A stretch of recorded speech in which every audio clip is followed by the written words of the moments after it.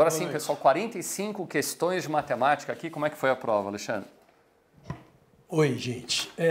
Bom, a prova de matemática do Enem não surpreendeu no quesito formato, né? E nem tampouco com os assuntos abordados, né?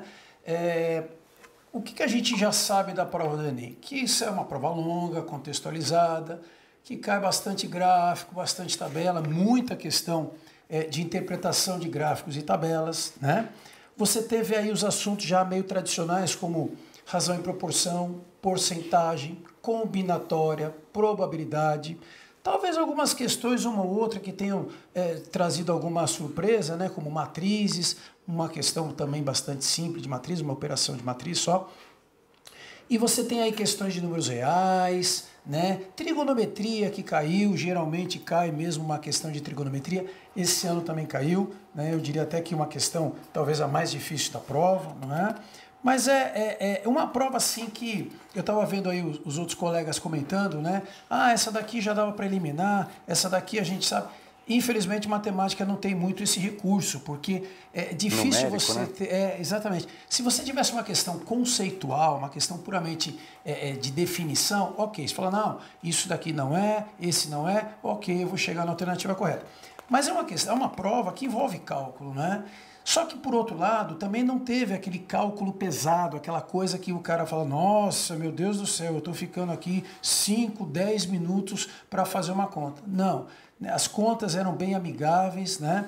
Agora, o candidato, né, o aluno que estava fazendo a prova, ele tinha que ler com atenção, porque algumas questões, elas acabavam assim, pegando um pouquinho na interpretação do texto, e algumas questões talvez até podem ter trazido uma certa dificuldade de interpretação. Por exemplo, a questão 150 é uma questão que envolve uma interpretação de gráfico, ele usa o mesmo sistema de eixos, né, para medir a temperatura e a umidade relativa do ar, né, em determinados dias aqui do experimento. E você tinha que fazer uma certa continha, mas não era uma conta pesada, era uma conta muito simples. Mas você tinha que olhar o gráfico e perceber onde estavam os pontos.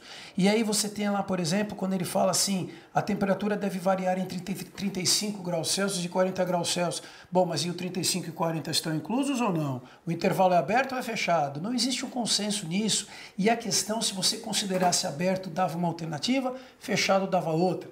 A gente discutiu bastante essa questão, mas chegamos à conclusão de que pelo contexto geral da questão, pelo formato de como a coisa era feita, eles estavam considerando o intervalo fechado, né? Então 40 graus também fazia parte aqui do alerta laranja que ele estava querendo acionar na questão, né?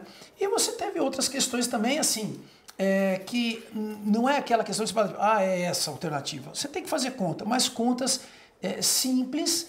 Claro, tem que ter bagagem, foi uma prova conteudista também, o cara tinha que ter conhecimento, não é só ler o texto e a resposta está no texto. Não, tinha que fazer conta e tinha que muitas vezes saber o que estava acontecendo.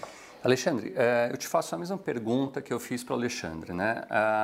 Aquela ideia de que todo ponto na prova, no vestibular, é importante. Claro. Vindo da física, da história, da biologia, da matemática, tudo vale a pena aí porque vai contar no final. Então, por exemplo, houve uma questão, essa questão da gripe, né, que ele contava historinha, né, e aí falava que era uma partícula esférica e pedia para passar para a notação científica. Então, é um exercício que é um exercício rápido, né, e como essa, houve outras também em que o aluno ele consegue ganhar ponto, né? Claro. Então, o que eu insisto muito com os alunos vai com empenho, né, mesmo sendo uma matéria que não seja a de maior afinidade dele, ainda assim ele vai conseguir pontos super importantes aí, né? E isso é uma coisa importante que você falou, aliás, é um ponto que a gente pega muito em sala de aula, né? E nós que somos da matemática, a gente vê muito isso por parte dos alunos. Ah, professor, eu tenho uma dificuldade enorme em matemática, eu não gosto, eu nunca aprendi direito, eu sinto essa resistência. E eu falo a mesma coisa para todo mundo que fala isso para mim. Eu falo assim, olha, tudo bem que você tenha dificuldade, a gente sabe que muita gente tem dificuldade em várias outras matérias também, né? Mas o que você não pode é chegar na prova com aquele espírito de eu não sei mesmo, então eu vou chutar tudo. O candidato que lesse a prova fala assim, eu posso não ser tudo isso de matemática, mas eu vou tentar fazer o meu melhor. Eu vou ler a prova e eu vou tentar fazer o que der. O que não der, não deu, mas eu vou tentar fazer o que dá para fazer. esse cara provavelmente saiu feliz da prova. Com certeza. Porque ele consegue fazer muito mais do que ele esperava que fizesse. Porque assim, é aquilo que eu falei, né? Algumas questões são mais exigentes, claro, e talvez aquela questão exigente seja a questão difícil da prova propositalmente, né? Por conta até do TRI, para poder balancear a classificação. Mas você tem muitas questões que, se você interpretar um gráfico corretamente, se souber fazer uma conta simples, questões que a gente classifica até como aritmética mesmo, transformar de dólar para real, quer dizer, uma porcentagem simples, essa questão o aluno pode acertar. E se ele acerta essas questões, mais uma ou outra ali que ele consegue tirar, ele vai conseguir fazer assim, pelo menos 1/3 da prova, que já é uma quantidade razoável de questões, mais as outras que ele pode acertar também no decorrer do período. Então, assim, ele consegue fazer uma prova muito melhor do que ele estava esperando fazer. Sai satisfeito com ele. Ele fala assim, poxa, até que eu consegui tirar uma nota melhor do que eu esperava, não é? Bom, enfim, né? Probabilidade é um assunto também que caiu bastante, né? E eu até posso fazer um comentário sobre uma questão de probabilidade? É uma questão que nos bastidores, né, quando você ouve assim falar da prova, alguns alunos encontram com a gente e falam assim, professor, teve uma questão lá que não tinha resposta, né? Eu estou falando mais precisamente da questão 164 da prova amarela, né? Uma questão de probabilidade do dono do restaurante, né? E várias pessoas assim, nesse período vieram falar, olha, eu acho que não tem resposta, eu já olhei para a questão preocupado, falei, pô, será que o Enem cometeu esse deslize mesmo, né? Mas é uma questão que tem um detalhezinho na leitura, que quando você lê a última frase, você percebe que ela tem resposta, né?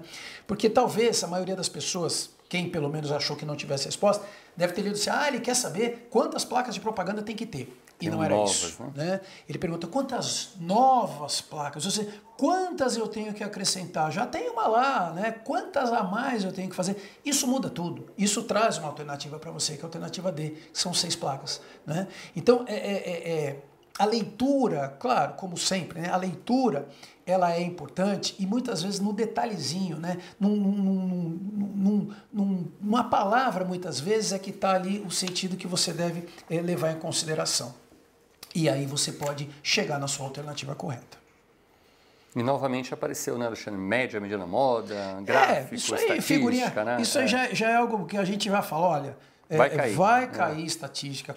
O Enem é engraçado, né? Acho que em todas as edições do Enem que eu me lembre, pelo menos em todas elas caiu estatística, né? Sempre cai, é um assunto que eles gostam, é importante mesmo, né?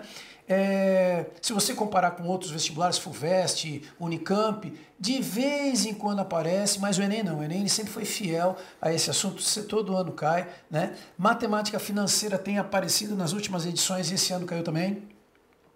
Uma questão que talvez tenha trazido uma dificuldade para algumas pessoas, pela forma de apresentação, é a questão 175, que era uma questão bastante simples, mas ela mexe com gráfico, que é um tipo de gráfico que as pessoas não estão muito habituadas a ver, então é aquela questão que às vezes o cara se assusta e fala, nossa, o que é isso? Eu não sei fazer.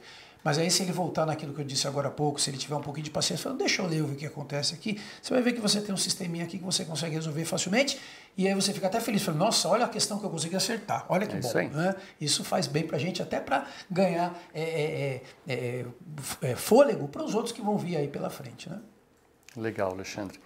Então, Alexandre, fechando aqui, né? Uma prova de matemática, comparando com anos anteriores e com grau de dificuldade, como é que você situaria essa edição da prova de matemática? Eu classificaria essa prova como uma prova média.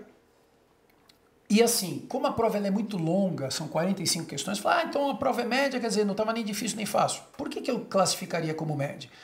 Porque você tem algumas questões bem simples e você tem algumas questões difíceis. Então assim, você tem aquele grau médio de exigência, algumas questões mais simples que aquelas pessoas vão conseguir fazer com mais facilidade, mas tem aquelas questões que realmente vão exigir muito mais do candidato. Né? Então, quer dizer, ele permeia ali na prova mediana, não é uma prova simples, nem deveria ser, né? Pelo próprio formato já não é, e a exigência não é de uma prova simples, mas é uma prova com grau de dificuldade adequado. Eu diria que ela acertou no grau de exigência, porque é uma quantidade muito grande de estudantes que estão aí tentando uma vaga na universidade, e realmente para você classificar esses estudantes, você não pode fazer uma prova nem muito fácil, nem muito difícil. Então acho que nesse ponto eles acertaram ali a a linha média, a linha mediana ali, para conseguir nivelar bem os candidatos que estão almejando aí uma vaga na universidade. Legal, Alexandre. Tá bom?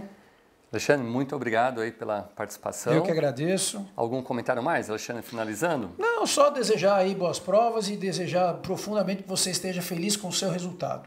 Perceba que isso daqui, essa prova e as outras que foram e que virão, elas são um diagnóstico seu, né? E é muito bom quando a gente tem um diagnóstico positivo para nós, porque isso premia o nosso esforço. Mesmo que, mas não foi o suficiente para o que eu queria. Ok, mas é um diagnóstico que já pode, de repente, te dar um algo mais para as outras provas que virão. Você tem aí semana que vem VUNESP, Unicamp, depois vem FUVEST, as particulares e por aí vai, né? Então, espero que você tenha ficado feliz com o seu desempenho e que você ganhe fôlego para conseguir seguir nas outras provas. É isso aí. Obrigado, Alexandre. Obrigado. Bom descanso para você.